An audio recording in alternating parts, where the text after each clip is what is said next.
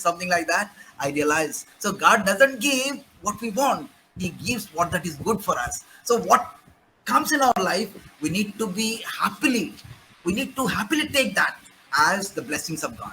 Yes. Nothing more nor less, because it doesn't give more than what we actually need, and Mm. it doesn't give less also. But it takes a lot of time and energy, and it kills us inside, feeling dissatisfied, unhappy.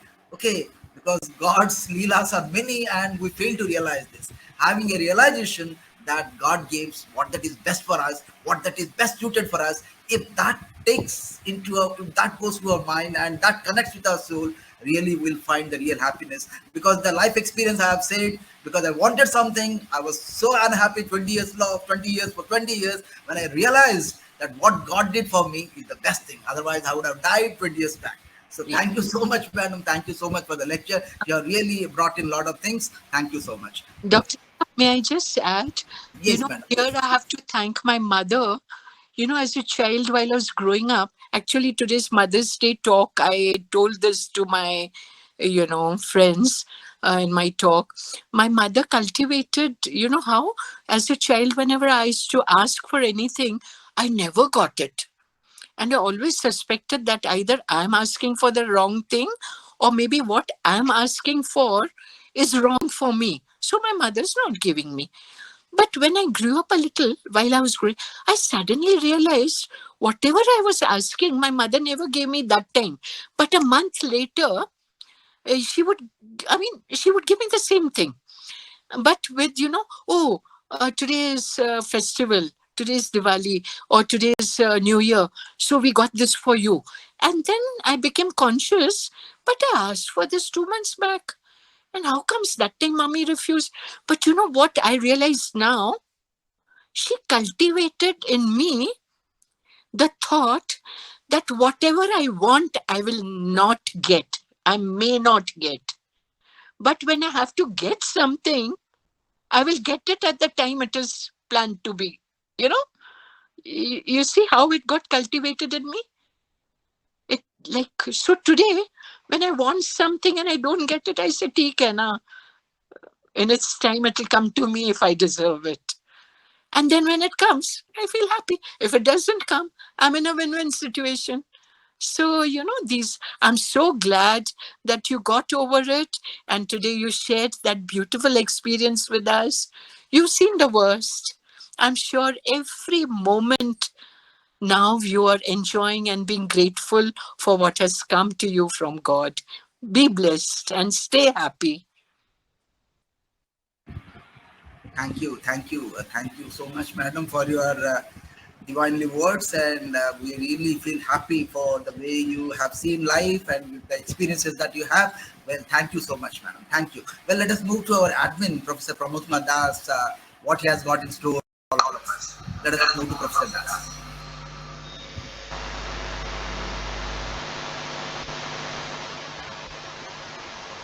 Hello, am I audible? Yes, Dr. Sir. But I am not visible. Yes, I want to be visible. Very nice talk, very nice message, very nice discussion. Thank you, madam. Thank you all. When we uh, want to be happy, we cannot be happy.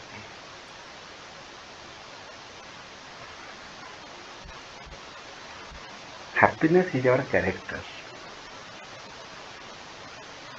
Happiness has no answer also. You can't ask the question, explain why you are happy. A happy man can't explain that how he is happy. It is not an explanation, it is not a debate, it is not a seminar talk. This is very personal experience, very subjective experience. Whatever we are discussing about, that is not happiness. Because we cannot be happy, we cannot cultivate that happiness by discussion, by interpretation, by interaction. So this is our character. Madam said very beautifully that our our thought becomes our desire, our desire becomes our action, action becomes habit, and habit becomes character. So the lower bottom is thought, the highest level is the character. When we are talking about happiness, we shall start from that character. We shall come down. It is your character. That is because of your habits. That is because of your action. That is because of your desire, and that is because of your thought. So you are happy.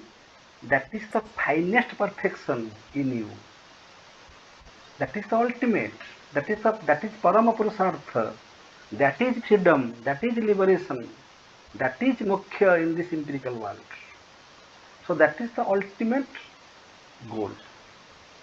And why I call it character? Because happiness is not attained overnight. Happiness is not attained by taking spiritual classes for some years. It is not so easy. Therefore, I said it is a long journey. It is a long journey. It is long spiritual practice. After that, I am giving an example. When uh, we uh, come across some people whom we do not know also. For example, Roma Madam. Anybody who will come in contact with Roma Madam, with her body language, with her sweet voice, that person will become happy. This is our general experience. When we come across with some people, we become very happy. And on the contrary, we come across with some people, we become very angry. We become very upset. So what is that with him or her that makes me happy without having any connection, any relation? Suppose I am going by bus. I don't know who will sit by me. But his vibration, her vibration is affecting me. Why? Because it is her character. Because it is that what he or she is. So that affects me. So not only that somebody is happy, his or her happiness can make others happy. This is the tremendous result of being happy in our life. My happiness multiplies. My happiness becomes uh, becomes public. It becomes lokasangraha. It becomes the welfare of the society. It is the asset of all. That vibration is created. Whenever a happy person is there, the radius, the vibration is therefore we are attracted by Mahapurusha. Suppose Vivekananda, great personalities are there. Why we are so much? Why we are attracted by Lord Krishna? Because he is the embodiment of love. He is the symbol of love, and he is love himself. Therefore, we are attracted. So but this is the ultimate status of happiness. But we have to practice, as Madam said, that as a layman we have to practice, and she gave so many um, uh, steps, tips for happiness. Number one, she said about aparigraha, that don't possess more. You should have a non-possessive mind. Don't possess more. Don't imagine future. Don't imagine your imaginary needs. Many needs are imaginary only. They are not really needed. We need them in our dream, in our imagination by comparing with others. And don't compare your happiness with other happiness. So non-possessiveness or aparigraha is the best thing, because we should. And then santosam param sukham. That means what is sukha? Happiness is defined. Happiness is defined as the sense of contentment, santosam param sukham. That means if you are satisfied whatever you have, whatever you are gifted with by God, that then you are really happy person because you don't have any and she quoted Krishnamurti that the root cause of your unhappiness is your desire. Don't desire, don't desire something which is not desirable. So therefore, and Dr. Rao and Roma Madam also said very beautifully that God does not give us what we desire, God gives us what we deserve. What we deserve. And we don't know what we deserve. He knows what we deserve. Therefore, He gives us what we deserve. He does not give us what we desire. Because anything that we desire, that may not be desirable. Shreya and prayer, whatever is prayer, whatever is preferable, may not be desirable, may not be good for us. So, therefore, a happy man is he who must have faith in metaphysics. Faith in metaphysics means that there is a supernatural power, there is the infinite energy, there is the pure consciousness who is the witness of not only my being but the entire creation. Who am I? I am a part of this creation. And everything that happens to me, that is already scripted. That is already scripted. Whatever will happen tomorrow about me, that is already scripted. I am Nimitta Matra. That is Bhagavad Gita said, I am Nimitta Matra. I am simply an instrument. You are the real Karta. I don't have that Karta Bhava. I am not the agent. So many tips Madam said. I don't want to repeat them because they are well discussed in this forum. Thank you, Madam. Grateful to you. When I said that happiness is the character, so you are that character. Everybody should be that character. That looking at you, having your company, one will be delighted, feel delighted. Then that is the proof that how happy you are. Everybody should have that taste, whether others are happy with me or not. That is our contribution to the society. You see, today we have very poor audience. We don't care for it because we have Ranjit sir, who is very much active, and he attends all the webinars like a child, like a student, and we love it. So we are not worried about the audience. We are not worried about the numbers because we are seeking after happiness. So the real happy person does not does not he does not become worried about the means of happiness. No, if this will be the means, I shall be happy. No, because the means are not stable. Sometimes we may have 50 audience, sometimes we may have 100 audience, sometimes we may have 10 audience, 10 numbers of audience. That cannot affect our flow of action, our sense of duty, our dedication for anything, whatever we do in it. So that is happiness. So we should have that character. So karma yoga, bhakti yoga, and jnana yoga that are discussed in the Bhagavad Gita, that leads to that state of happiness. Thank you, madam. Thank you, Ranjit sir. Thank you, Dr. Rao. Thank you all for having a very beautiful session with us. Thank you. Thank you. Over to Dr. Rao for. Yes, madam, please. Madam, please. Thank you very much. I never cease to tell you again and again, it's been a blessing being a member of the family, being led by you, and And Dr. Rao takes additional care, keeps me informed about everything. And on today, Mother's Day, really the joy is, this is a blessing in disguise for me. You gave me this date, it made me think of my mother and all that, she has cultivated in me.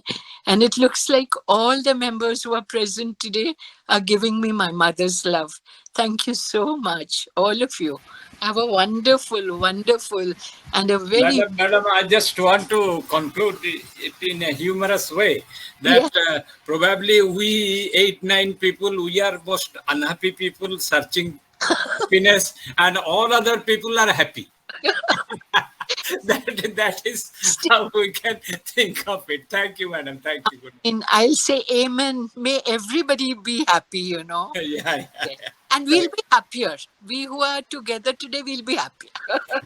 Happier than what we are now. Madam, Me- madam, you are talking about your mother very emotionally. This is also true, and this should be for all parents. But we the parents are very much worried about to keep something, some bank balance for our children, to to have a one beautiful house or many houses in different cities, so that our children will be happy.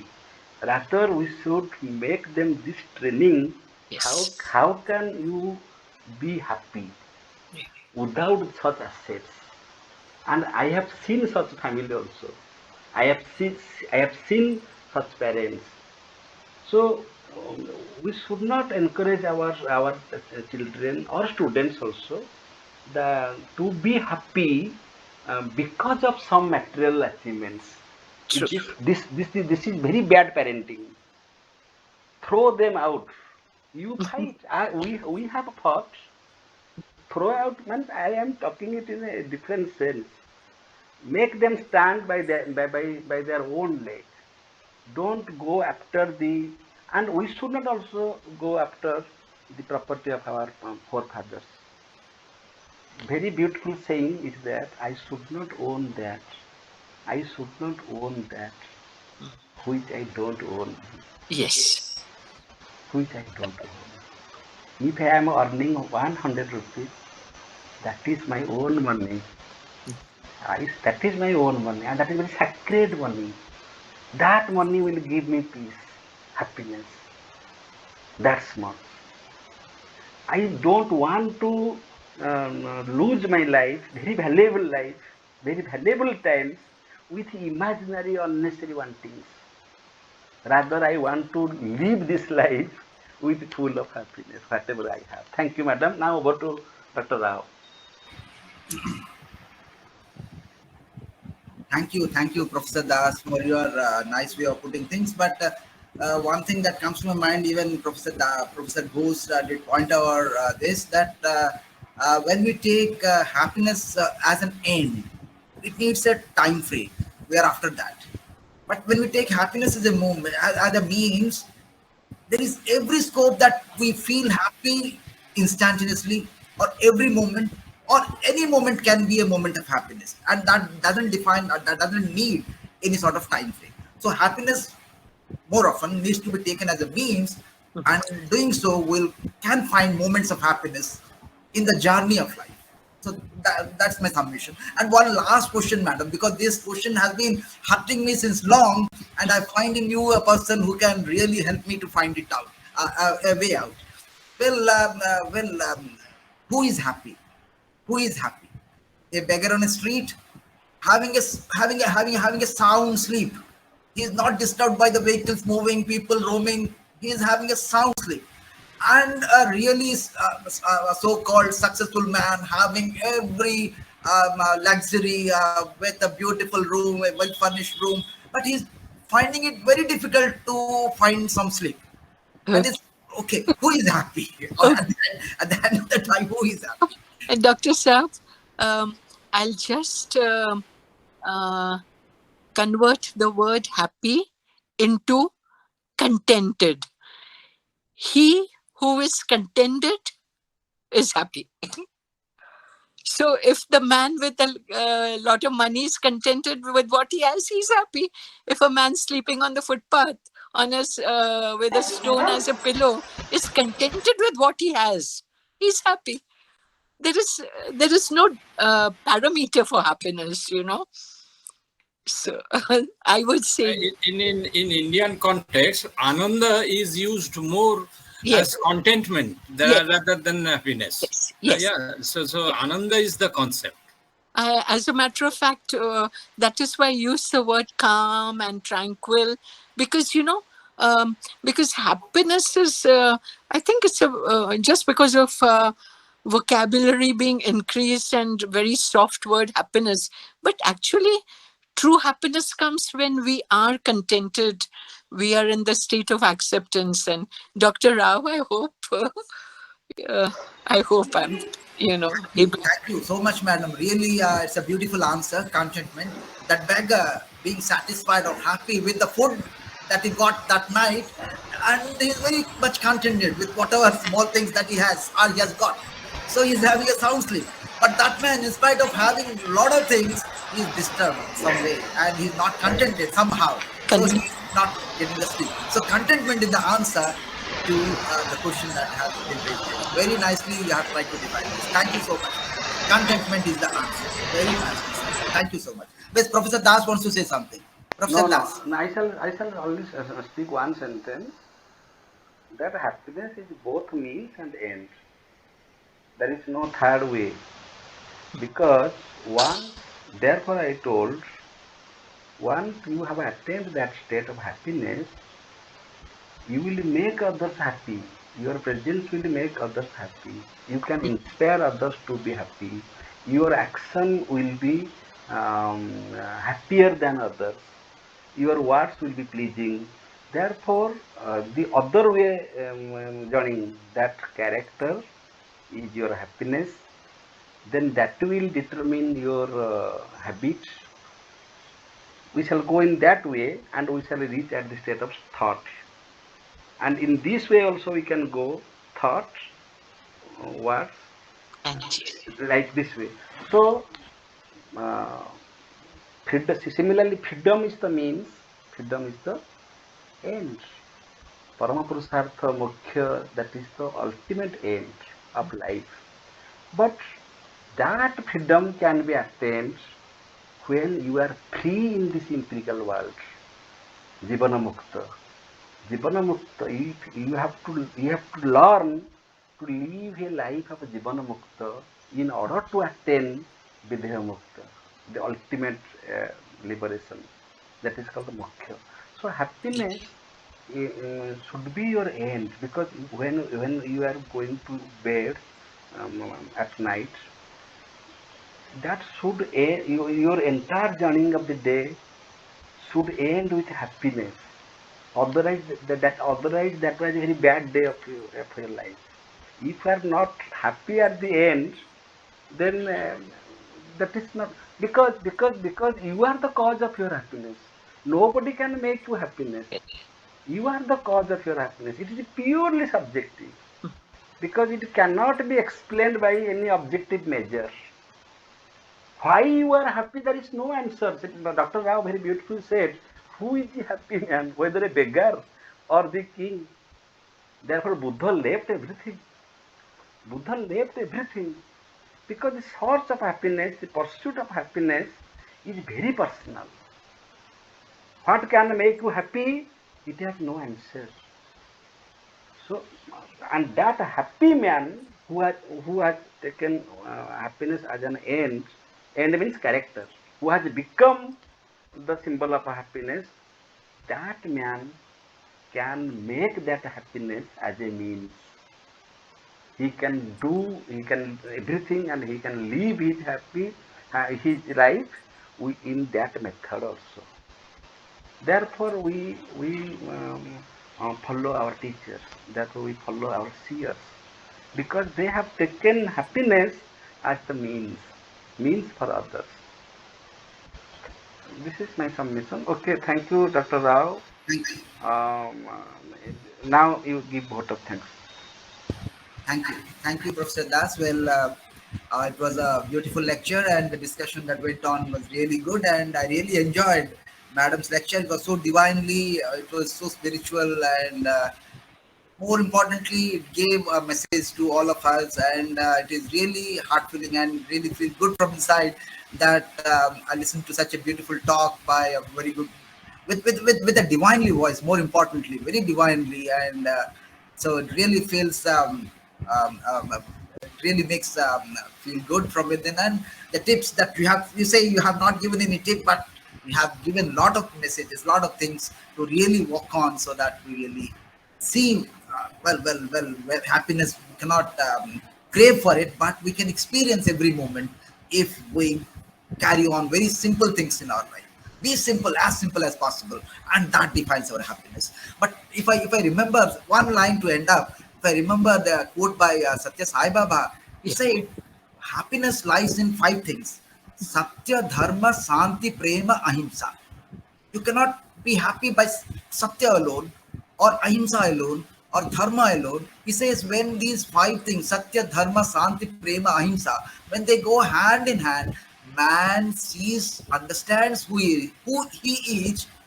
He never questions, he never asks who you are, because he realizes, he understands that. And that defines the true happiness. So this is the thing that I got from Satya Sai Baba. Well, thank you so much, madam, for your lecture and the discussions that went on. Really, uh, Dr. Rao, when I yes, spoke about the spiritual master who said, I want happiness, I was quoting Satya Baba. He said, okay, take out I, take out want, and then you'll only be happy. happy. Take out I, take out one. The thing that remains is happiness. Thank you so much, ma'am. Thank you so much. Thank you so much. So Good night. I And really, all the ladies, once again, a very happy Mother's Day. I see Anjana and Swarnalata ji and thank yes. you. So wishing all mothers very happy Mother's Day. Let me thank Roma Madam for delivering such a good lecture on this very good day. And we are really thankful to Madam for making us really feel happy, because as Rajit sir said, we are the unhappy people trying to be happy, and our rest others in the family, they are already happy. And Madam said, let people all be happy. And Yes. that is the message. Let everybody be happy. So thank you so much, madam, for your lecture. I thank our admin Pramod Das sir for his interest and his efforts, and he feels really happy doing all these things, connecting with people, finding the speakers, and having a lot of discussions with them. So that, and it's not that easy to get the speaker. Okay, and he does a lot of things, and and he said some time back that he finds real happiness, okay, delivering lectures, talking to people, and more importantly, upgrading himself. So very nice. Thank you, Professor Das, for your efforts, and I thank Ranjit Ghosh sir, Sravani Misra madam, Krishnamurthy sir, B Chandrika madam, and everybody who Avinash sir, who are present in this webinar and made this So, webinar so good, and that was a really good webinar, and we really enjoyed. Thank you so much. Thanking you all. Let us move to Professor Das for declaring the meeting closed. Thank you so much once again, ma'am. namaskar. Thank you. Yes, yes. With gratitude, we are closing this session. Thank you all. Thank you all. Am I audible? Yes, Yes, yes. sir. Yes, Audible, yes, sir. Audible. yes, Audible. yes. Grateful to us. Grateful to us. Meeting is closed. Thank